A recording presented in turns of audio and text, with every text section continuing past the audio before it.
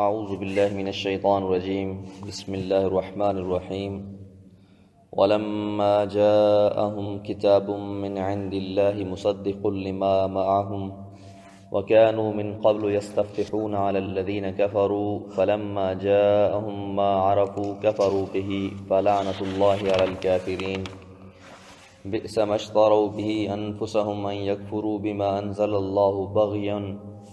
أن ينزل الله من فضله على من يشاء من عباده فباءوا بغضب على غضب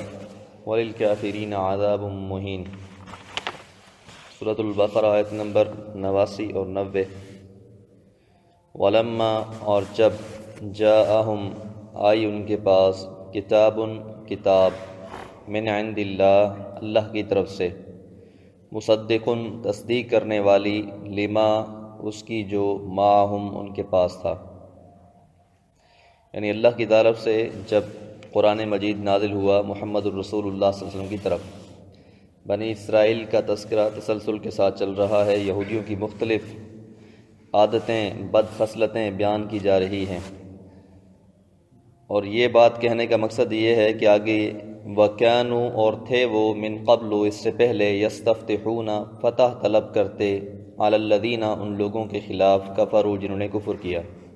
یعنی نبی مہربان صلی اللہ علیہ وسلم کی بعثت سے پہلے، قرآن مجید کے نزول سے پہلے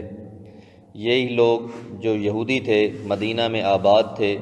یہ ہر کسی سے کہا کہتے کرتے تھے کہ عنقریب ایک نبی کے ظہور کا زمانہ ہے، وہ پیغمبر آ جائیں گے، اللہ ان پر کتاب نازل کرے گا اور پھر ہم اس کتاب اور اس پیغمبر کے ذریعے باقی سارے لوگوں پر فتح حاصل کر لیں گے اور ان سے مکہ بھی چھین لیں گے، یہ جتنا بھی علاقہ ہے ہمارا غلبہ ہو جائے گا۔ اور اس غلبے کے لیے وہ اللہ سے دعائیں بھی کیا کرتے تھے، اور مدینہ والے تو بار بار ان سے یہ باتیں سنتے بھی رہے کہ اس طرح کی بات وہ کیا کرتے تھے۔ اب جب نبی مہربان صلی اللہ علیہ وسلم کو اللہ نے مبعوث فرما دیا تو اللہ تعالیٰ فرماتے ہیں فلما پس جب جاءہم وہ آیا ان کے پاس، ما عرفوا جسے انہوں نے پہچانا، کفروا بہ تو اس کا انکار کر دیا، یعنی جب یہودیوں کو یہ بات پتہ چلی کہ محمد الرسول اللہ صلی اللہ علیہ وسلم ہمارے خاندان میں سے نہیں ہیں، بنی اسرائیل میں سے نہیں ہیں، آل یعقوب میں سے نہیں ہیں، تو انہوں نے صرف اس وجہ سے اسی بات کو بنیاد بنا کر اللہ کے پیغمبر کا اور کتاب کا انکار کر دیا۔ حضرت ام المومنین حضرت صفیہ رضی اللہ تعالیٰ عنہ اپنے والد اور چچا کا قصہ بیان فرماتی ہیں کہ میرے والد اور چچا جب نبی مہربان صلی اللہ علیہ وسلم مدینہ ہجرت کر کے آئے تو آپ سے ملاقات کرنے گئے اور کافی دیر آپ سے کے پاس بیٹھے رہے، آپ سے سوالات کیے، اور پھر واپس جب گھر آئے تو میرے چچا نے میرے والد سے پوچھا، جو کہ پچھلی کتاب کے عالم تھے، کہ آپ کی کیا رائے ہے کہ کیا یہ واقعی وہی پیغمبر ہے جس کی علامتیں اور نشانیاں ہماری کتابوں میں موجود ہیں؟ تو میرے والد نے کہا کہ واقعی ایسا ہی ہے، یہ تو خدا کی قسم وہی پیغمبر ہے۔ تو پھر چچا نے پوچھا کہ آپ کا کیا ارادہ ہے؟ تو جواب میں میرے والد نے کہا کہ میں تو یہ عزم کر لیا ہے، پختہ ارادہ کر لیا ہے کہ اس پیغمبر کی ہم نے مخالفت ہی کرنی ہے اور اس کی کوئی بات ہم نے نہیں چلنے دینی، یعنی صرف اس بات کی وجہ سے کہ ہمارے خاندان میں سے نہیں ہے، بنی اسرائیل میں سے نہیں ہے، اس تعصب کی وجہ سے انہوں نے انکار کر دیا۔ تو اللہ فرما رہے ہیں فَلَعْنَةُ اللَّهِ عَلَى الْكَافِرِينَ، بس جو بھی شخص انکاری ہے تو اللہ کی بھی اس پر لعنت ہے، وہ اللہ کی رحمت سے محروم کر دیا جاتا ہے کیونکہ وہ اس بات کو نہیں مانتا۔ حضرت معاذ بن جبل، حضرت بشر بن برا، حضرت داؤد بن سلمہ رضی اللہ تعالیٰ عنہ نے یہودیوں سے کہا کہ تم تو ہماری شرکت سے پہلے، ہماری شرک کی حالت میں ہم سے حضور صلی اللہ علیہ وسلم کی نبوت کا تذکرہ کیا کرتے تھے، بلکہ ہمیں ڈراتے تھے، اور جو اوصاف تم نے بیان کیا کرتے تھے وہ تمام اوصاف محمد صلی اللہ علیہ وسلم میں موجود ہیں، پھر خود تم کیوں ایمان نہیں لاتے؟ یعنی اہل مدینہ کو جب وہ یہ باتیں کہا کرتے تھے اور نبی مہربان صلی اللہ علیہ وسلم نے اپنی نبوت کا اظہار کیا تو ان لوگوں نے ان علامتوں کو پایا جو انہوں نے یہودیوں سے سن رکھی تھی، تو یہ ایمان لے آئے۔ تو یہ ان سے جا کر استفسار کرتے تھے کہ تم کیوں ایمان نہیں لاتے؟ تو پھر انہوں نے بات کو ٹال دیا اور کہا نہیں، یہ وہ پیغمبر نہیں ہے جو جس کی ہمیں انتظار تھی۔ تو بئس ما اشتروا، کتنا ہی برا ہے جو انہوں نے خرید لیا بھی انفسہم، اپنے نفسوں کے بدلے میں، یعنی انہوں نے اپنی جان کو بیچ دیا، اس دنیا کو ترجیح دے دی، محمد صلی اللہ علیہ وسلم کی مخالفت کر کے، گویا جنت کو جو ان کو ملنی تھی اس سے یہ محروم کر دی گئے۔ ان یکفروا بما انزل اللہ، کہ انہوں نے انکار کر دیا جو نازل کیا ہے اللہ تعالیٰ نے،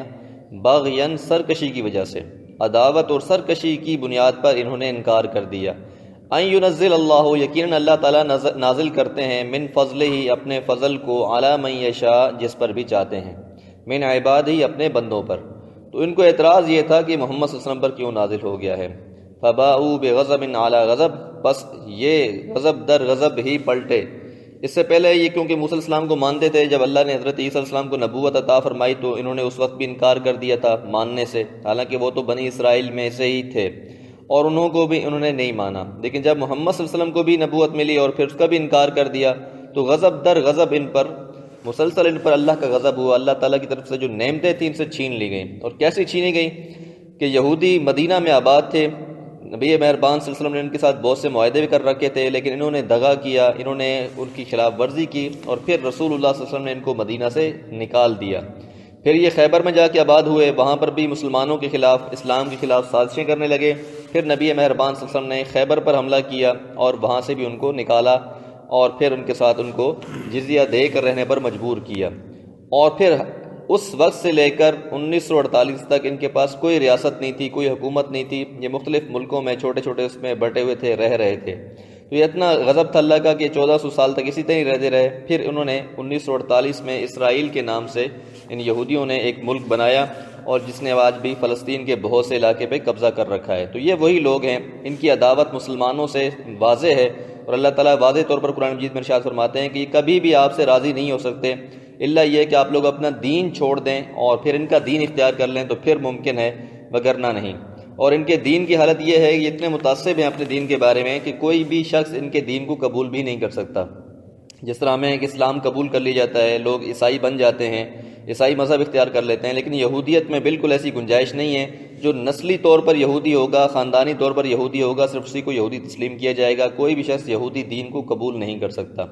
وَلِلْكَافِرِينَ عَذَابٌ مُّهِينٌ، اور کافروں کے لیے، انکار کر دینے والوں کے لیے عذاب ہوگا مہین، رسوا کر دینے والا، یعنی آخرت میں بھی کیونکہ انہوں نے انکار کر دیا ہے تو ان کے لیے عذاب ہوگا۔ اللہ سے دعا ہے کہ اللہ تعالیٰ ہر قسم کے عذابوں سے محفوظ فرمائے۔ وَمَا عَلَيْهِ إِلَّا الْبَلَاغُ۔